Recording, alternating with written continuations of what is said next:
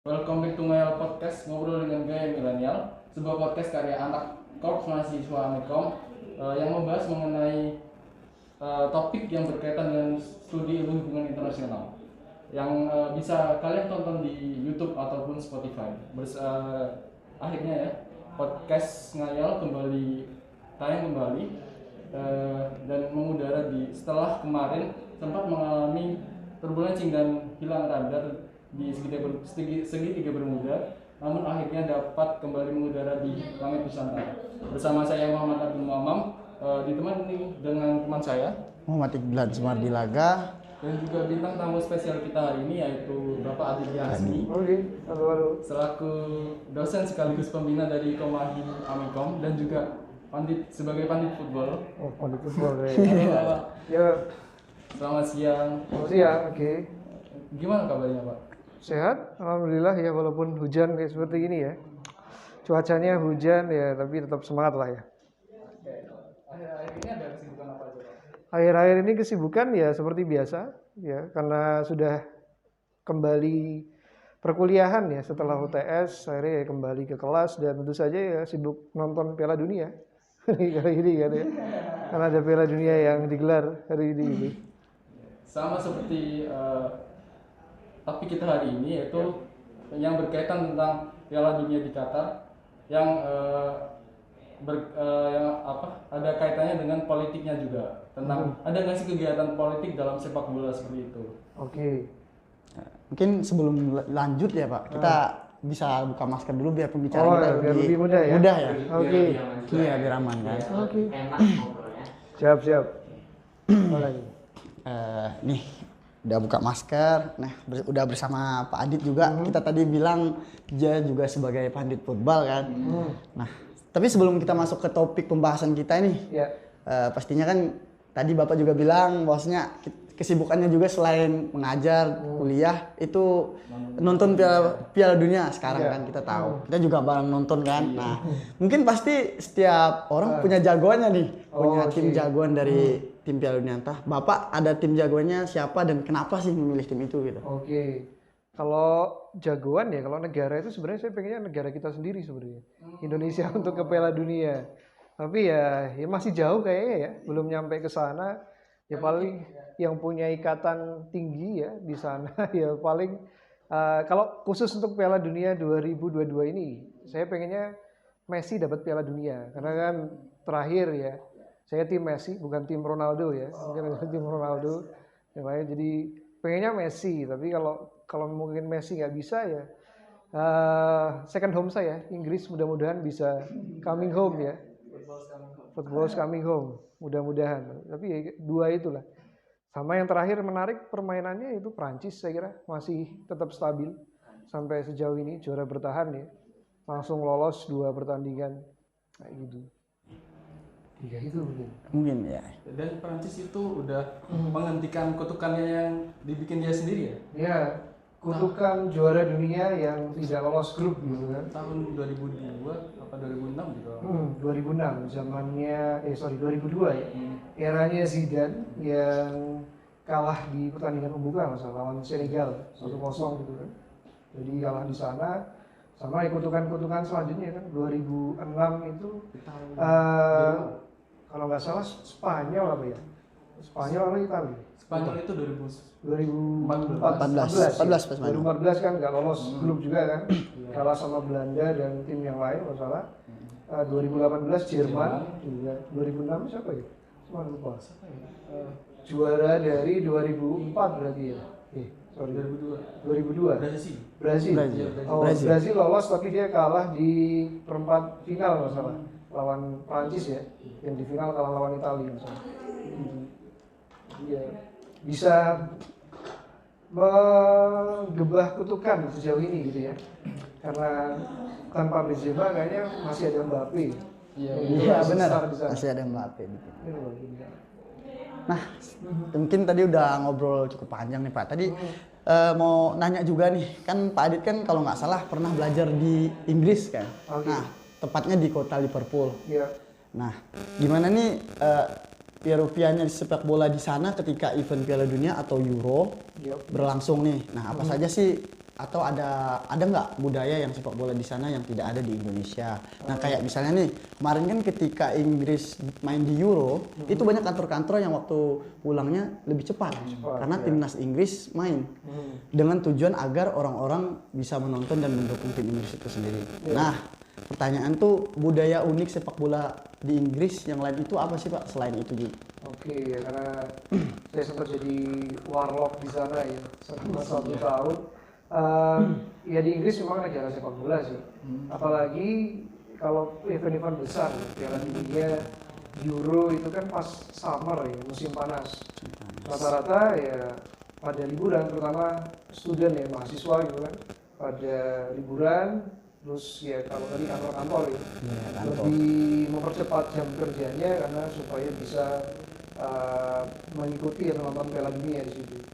Nah kebetulan kemarin pas saya di sana itu Euro momennya, Euro 2016, pas Prancis kalau jadi tuan rumah ya. Prancis ya. Jadi tuan rumah ya. Jadi momennya memang pas di sana, banyak kebetulan juga kuliah libur gitu kan. Dan kalau muslim di sana pas puasa waktu itu kalau nggak salah, pasca puasa ya, puasa gitu, Ramadan gitu kan. Jadi ya cukup ramai di sana. Dan tentu saja karena yang berbeda karena mereka negara peserta. Kalau di Indonesia kan jelas kita di sini penggembira gitu kan, penggembira dan lebih kerasa di sana surat kabar, kemudian acara-acara gitu kan. Bahkan ya TV nasional mereka diskusi ya mereka coverage itu gratis kan for free yang hampir sama kayak di kita gitu kan. Ada TV yang menyiarkannya secara gratis. Sama bendera sih yang paling kelihatan di pub, di bar, bendera Piala Dunia pesertanya ada di sana gitu. Itu kalau yang di UK ya selain apa namanya masa kerja jam kerja yang lebih cepat, euforianya di sana pas summer. Tapi saya nggak tahu kalau sekarang, kalau di Indonesia sekarang kan pas winter ya. Winter ya. Iya. Nah jadi nggak pas summer, mahasiswa juga kuliah, gitu kan. Iya, apalagi benar. Jamnya juga beda jauh. Beda jauh ya Qatar antara Qatar dengan Inggris. Iya. Kalau nggak salah untuk pertandingan yang jam 5 itu ya seperti kita nonton jam 3 dini hari di UK.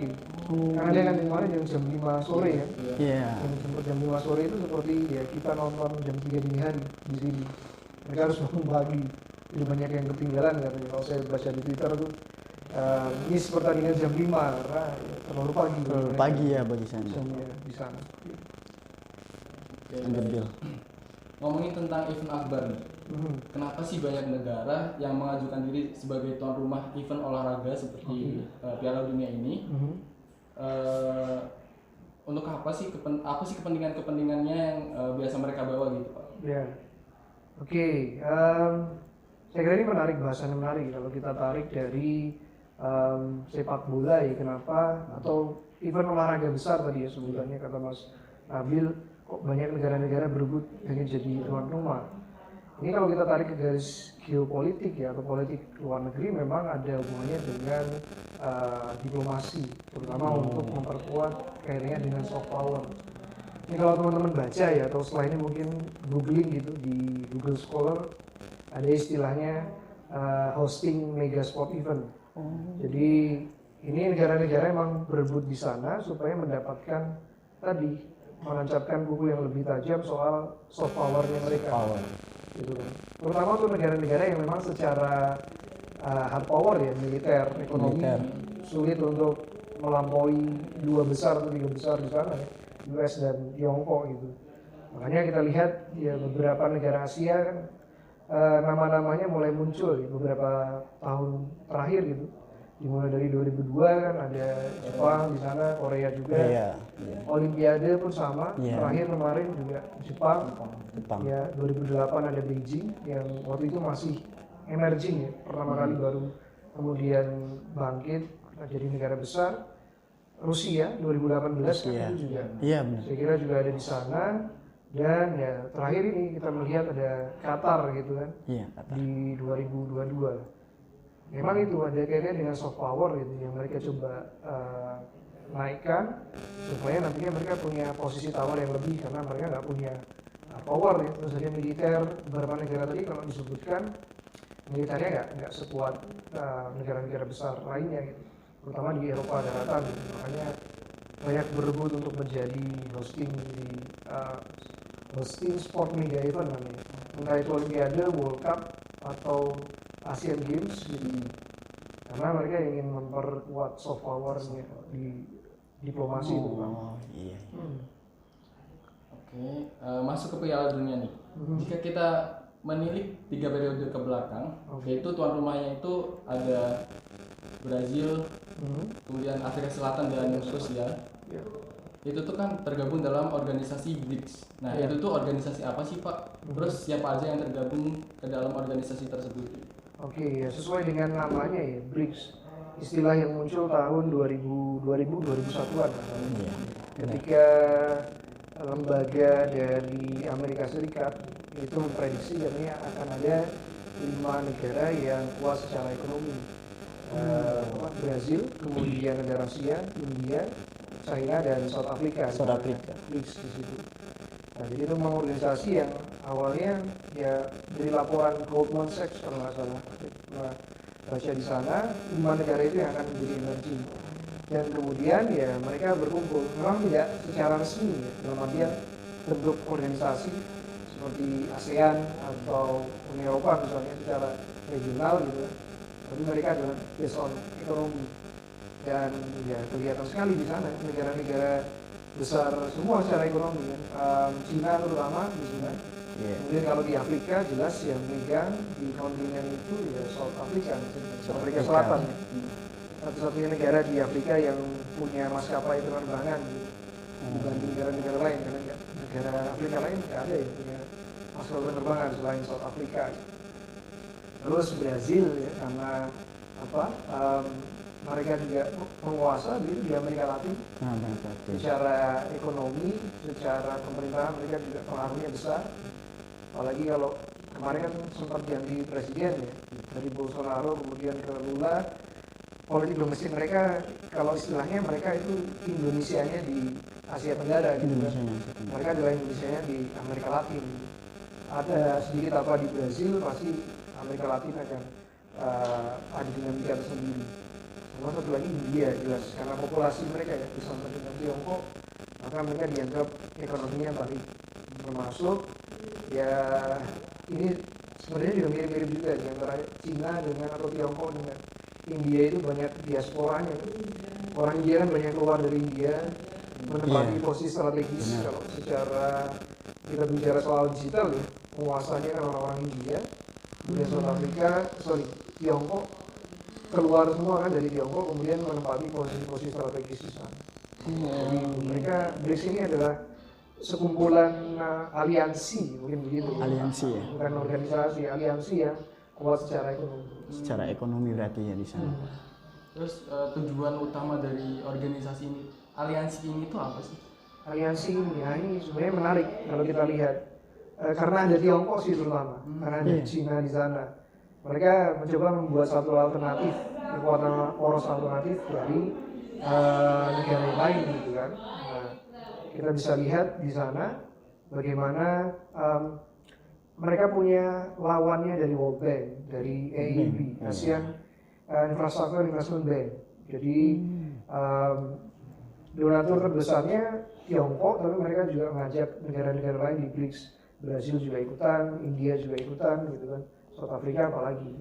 Jadi ya tujuan mereka itu, mereka ingin membuat alternatif bahwa ekonomi itu bukan pusatnya lagi di Barat sentris atau Amerika sentris ya dengan Amerika Serikatnya, tapi mereka memberikan alternatif dengan ini loh ada kekuatan di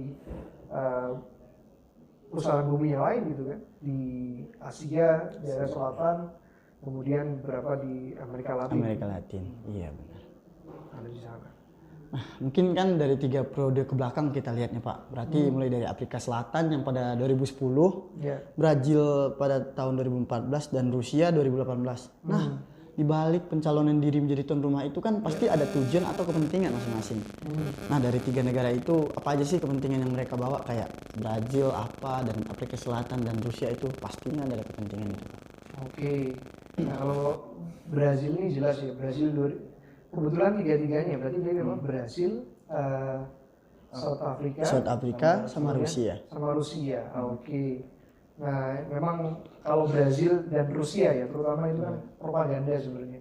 Propaganda politik domestik mereka. Karena kalau Brazil itu zamannya perempuan nggak salah, sebelum Bolsonaro ya, saya lupa namanya presidennya, itu berupaya untuk ya supaya kepilih lagi karena kan sebagai incumbent, kemudian pengen namanya harum dengan membawa proker gitu kan, program kerja yang besar gitu kan, yang di mata dunia di mata dunia di Brasil di sana. Tapi pada nyatanya memang banyak kontroversi ya, hampir mirip dengan Qatar isu hak asasi manusia. Hak asasi manusia benar. Soal apa? Pekerja yang katanya banyak juga yang tumbang di sana, banyak korban. Karena ya semacam pekerja rodi ya. Iya benar. Untuk bisa bikin stadion baru tapi tidak diperhatikan hak pekerjanya, sama kemiskinan. Jadi banyak suara sumbang terutama di Brasil itu karena kita masih miskin loh, banyak kawasan-kawasan Brasil yang kumuh gitu kan. Iya benar. Tapi kok malah hosting World Cup. Jadi Rusia pun begitu sama Putin ya kalau di sana kan. Iya benar, Putin. Sebagai presiden saya kira sama, mereka pengen kembali lagi menguatkan posisi tawar di dunia ya, karena mereka sampai sekarang kan masih terus berdinamika. Bayang-bayang dulu mereka kuat di Uni Soviet. Nah, Rusia ini kayaknya pengen kembali ke tataran di zaman era Uni Soviet dulu. Karena secara militer juga kalah gitu kan. Hingga akhirnya mereka berupaya mengimbanginya dengan hosting mega event dengan membuat Piala Dunia 2018. Kasus yang cukup unik sebenarnya kalau kita tarik ke South Africa, Afrika Selatan. Ini juga kontroversi juga. Kalau teman-teman nonton video dokumenter terbarunya Netflix, FIFA Uncovered, itu diceritakan sebenarnya. Itu kan proyeknya Sepp Blatter. Sepp Blatter pemimpin presiden FIFA pada waktu itu, supaya pengen bisa dipilih lagi, janjinya adalah memberikan Piala Dunia ke Afrika. Karena lagi-lagi ini politis sebenarnya. Suara di FIFA itu seperti suara di kampanye. Satu negara anggota dapat satu suara, dan kebetulan CAF ya atau PSSI-nya Afrika itu negaranya banyak gitu kan di sana dan punya satu suara di situ. Akhirnya dikasih lah Afrika untuk 2000 berapa berarti? 10 ya. 2010 itu jadi hosting janji kampanyenya Blatter pada waktu itu untuk mengalahkan Ludwig Johansson kalau salah ya, itu dari perwakilannya UEFA waktu itu, ingin mencalonkan diri orang Swiss dan kalah karena ya itu tadi Sepp Blatter sukses membeli mendapati suaranya Afrika. Namanya kejadian kepilih lagi Blatter incumbent ya, periode kedua waktu itu. Hingga 2010 terlaksana Piala Dunia di Afrika. Jadi memang sangat kontroversi dan sangat politis kalau kita lihat, terutama di negara tadi 2000, berarti itu 2000 berapa? 2014, 10, 14, 18. 3 tahun penyelenggaraan terakhir ya? Iya, 3 tahun terakhir. Termasuk yang ini juga, Qatar itu juga penuh intrik ya. Nah, lanjut nih Pak. Jadi kan tadi kita udah ngomong tentang kepentingan dari mengapa mereka menjadi tuan rumah. Nah, terus dari event tuan rumah ini kan pasti sepak bola itu merogoh kocek yang sangat dalam pasti ya, kita tahu setiap negara yang mengadain ini. Nah, kemarin 2014 Brazil mengeluarkan dana sehingga 13 triliun US dollar. Kemudian Rusia melontarkan dana sebesar 15 triliun US dollar juga. Nah, untuk Piala Dunia tahun 2018, nah menurut Bapak, seberapa besar sih kemungkinan negara memajukan ekonominya lewat Piala Dunia ini sehingga negara mau melontarkan triliunan uangnya untuk membangun infrastruktur dan lain-lain. Nah, seberapa besar dampak ekonomi yang akan didapat negara dari menjadi tuan rumah ini? Oke, kalau saya ditanya itu dampak ekonominya ya? Iya, ekonomi. Ketika hosting World Cup atau hosting sport mega event gitu ya. Kata kuncinya cuma satu, itu bisa terjadi kemakmuran secara ekonomi ketika itu diatur secara tepat atau dikelola secara sistem. Masalahnya ya ini, banyak yang itu hanya terjadi sementara, temporer gitu kan. supaya cuma biar oke pas tahun kenegaraannya, tapi setelah itu kemudian terbengkalai. Terbengkalai. Keretanya begitu. Iya benar. Di Brasil saya kira, Brasil itu kan luar biasa itu. Iya. Cek untuk bikin stadion baru. Betul. Nah, tapi pada prakteknya banyak yang terbengkalai setelah di Piala Dunia nggak ada di sana. Apalagi Brasil kan bukan salah satu negara barometer sepak bola. Sepak bola iya benar. Nah, mereka levelnya masih domestik gitu. Sama juga di mana tadi Rusia. Gitu kan. Apalagi Rusia, saya kira klub bola yang terkenal di sana cuma beberapa ya. Seperti mungkin Spartak Moskow ya yang paling terkenal di situ dibanding klub-klub yang lain. Dulu sempat ada namanya Anzi Machakala ya, tapi proyek itu proyek temporer juga ya, ngumpulin pemain-pemain bintang yang berumur itu, tapi gak lama ya karena mismanagement juga. Manajemennya. Nah, tapi di situ saya kira melihat ekonominya ada, peluangnya ada. Contohnya ya saya kira ketika itu tepat negaranya, Prancis ketika hosting Euro ya 2018. Iya benar. Jelas itu ekonominya akan tambah karena mereka sustain, pakai arenanya, pakai gelanggangnya itu tidak hanya pas penyelenggaraan, tapi terus dipakai berkala kan, karena Prancis juga salah satu barometer sepak bola dunia gitu kan. Benar. Jerman pun begitu 2006 kan, 2006. Tuan rumah. Nah, masalahnya di sini adalah ketika kalau ada urusan yang lebih penting dari soal sepak bola. Nah ini ya, tadi saya bilang ini seperti hanya janji politis saja begitu kan, supaya untuk memenangkan suara, bukan lagi hanya soal sustain karena temporer gitu. Temporer kan? Benar. Itu jadi masalah sebenarnya.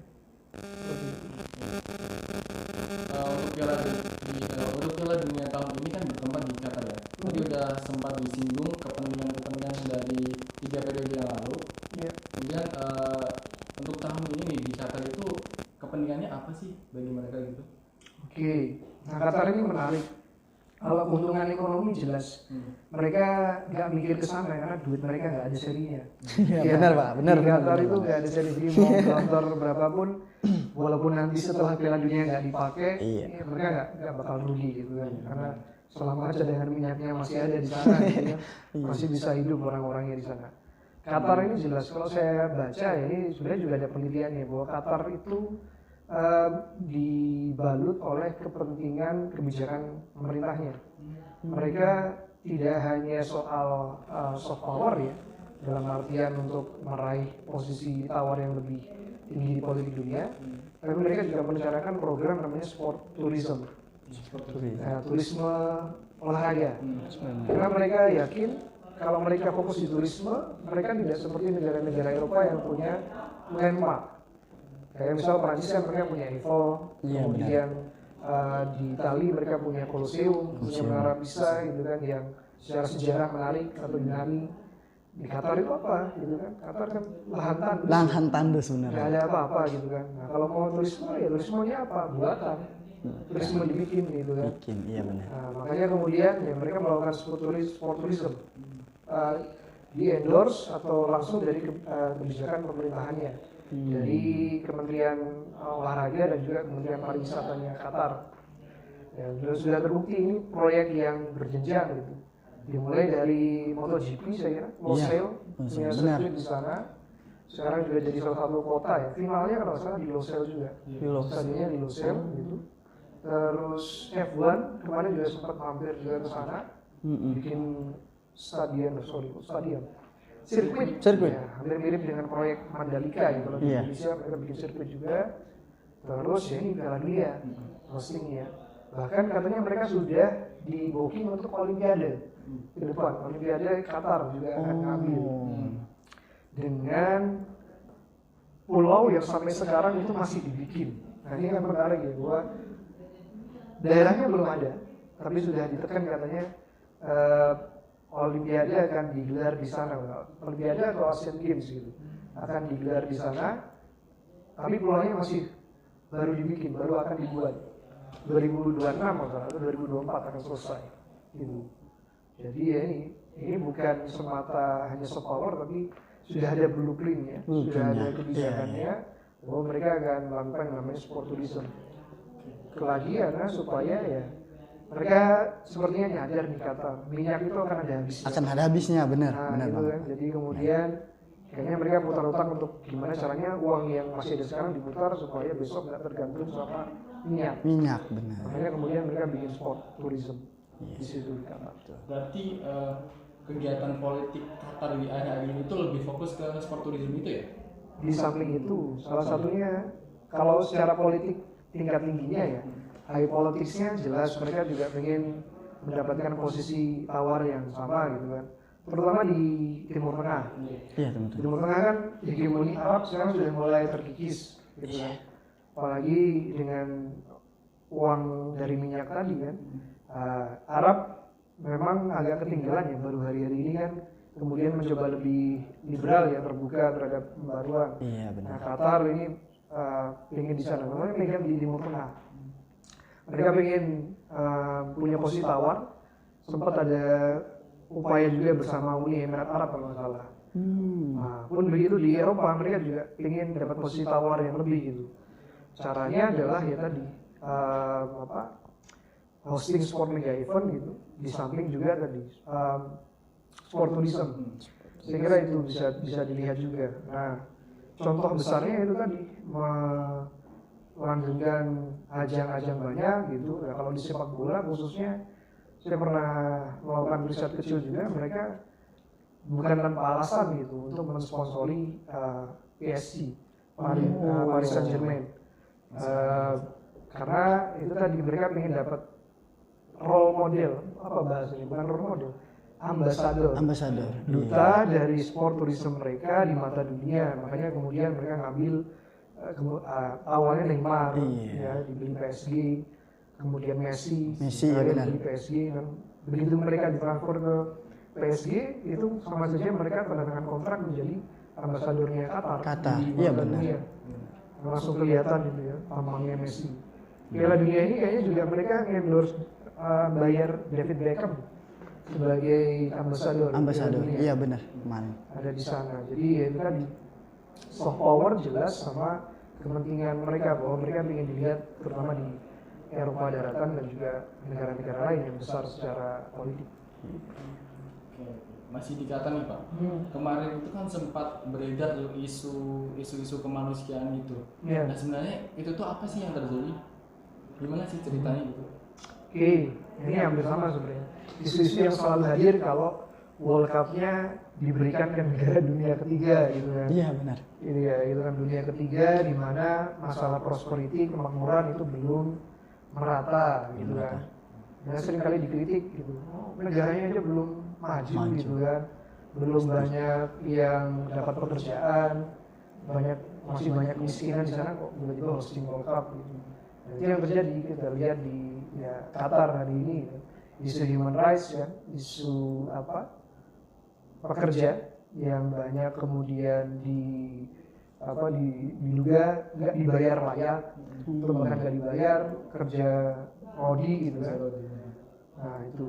Tapi ini sebenarnya menarik kalau kita lihat yang memberitakan itu kan sebenarnya Barat benar. media-media Barat gitu kan. Nah, apakah ini memang settingan juga media Barat kaitannya dengan apa yang terjadi di Qatar? Karena kan ya kita di sini saya dan teman-teman kan outsider gitu kan, kita nggak ke Qatar langsung, kita hanya lihat apa yang ada di media. Apa yang ada di media benar Pak? Nah ini mungkin masih butuh pembuktian juga human rights itu. Apakah memang benar di sana ada laporannya gitu atau memang ini settingan Barat karena sentimen mereka terhadap negara dunia ketiga ya benar. itu bisa terjadi di sana. Ini kita lihat kemarin sana yang gembar-gembor itu Jerman terutama ya. Jerman itu dari awal sudah menyuarakan human rights. Norwegia yang nggak lolos itu juga menyuarakan juga human rights gitu. Nah, tapi ya pada akhirnya kan orang-orang tetap pada nonton. Iya benar. Walaupun ada isu human rights di situ sih kan menjadi perdebatan. Mungkin udah cukup panjang lebar tadi Pak. Nah, mungkin satu pertanyaan terakhir nih. Menurut Bapak, apa alasan utama FIFA sebagai induk organisasi sepak bola dunia memilih Qatar? Kemudian melihat pelaksanaan Piala Dunia tahun ini itu berbeda dengan biasanya, yang mana tahun ini dilaksanakan di bulan November hingga Desember. Nah, di situ adakah kepentingan FIFA terkait hal ini, Pak? Oh, kepentingan FIFA ya. Iya. Jadi satu yang teman-teman perlu sadari bahwa FIFA itu sekarang bukan hanya organisasi olahraga saja. Jadi FIFA sekarang sudah jadi organisasi yang sama pentingnya seperti kalau di kelas kita bahas WTO, atau kita bahas organisasi yang lain seperti World Bank dan lain-lain gitu. Nah FIFA sekarang sudah punya kepentingan, sudah bernadanya ada politis. Nah tadi kita melihat di sana FIFA itu sebenarnya juga berupaya untuk melakukan apa yang dilakukan oleh negara-negara, pemerataan pembangunan, embel-embelnya gitu. Karena kalau kembali lagi kalau teman-teman nonton di dokumenter Netflix itu FIFA Uncovered, dia bilang bahwa FIFA itu tidak lagi hanya sekedar menunjukkan bahwa kita bisa loh bikin ajang event sepak bola, tapi kita juga pengen melakukan sesuatu buat dunia dengan meratakan pembangunan. Maka kemudian ada yang namanya program yang mirip-mirip kayak SDGs, kayak Sustainable Development Goals-nya UN. Jadi mereka bikin program namanya Goal Project, yang itu intinya adalah memeratakan pembangunan tapi lewat sepak bola. Nah ini terjadi saya kira di banyak negara ya. Kalau di dokumenter itu ada di Myanmar, dibangun sentra di sana. Indonesia juga dapat hibah waktu itu, circa 2010-an dapat juga. Tapi nggak tahu terbengkalai apa gimana.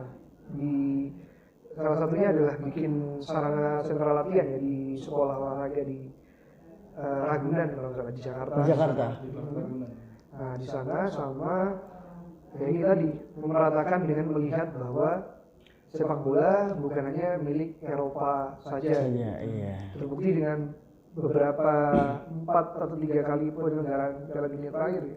Itu semuanya nggak jauh dari Eropa. Nggak jauh. Di terakhir mungkin 2006 itu ya di Jerman. Yes. Sisanya ya dari Brasil, Rusia, Qatar, besok bahkan setelah ini itu ke Amerika. Bersama ya Amerika, Kanada dan Meksiko. Iya benar. Nah saya kira itu. Jadi saya kira ada kepentingan di sana. Yang pasti ya teman-teman perlu lihat bahwa sekarang FIFA ini bukan lagi organisasi yang hanya IO gitu ya, penggelar sepak bola saja, tapi ini adalah organisasi politis karena ada kepentingan di situ.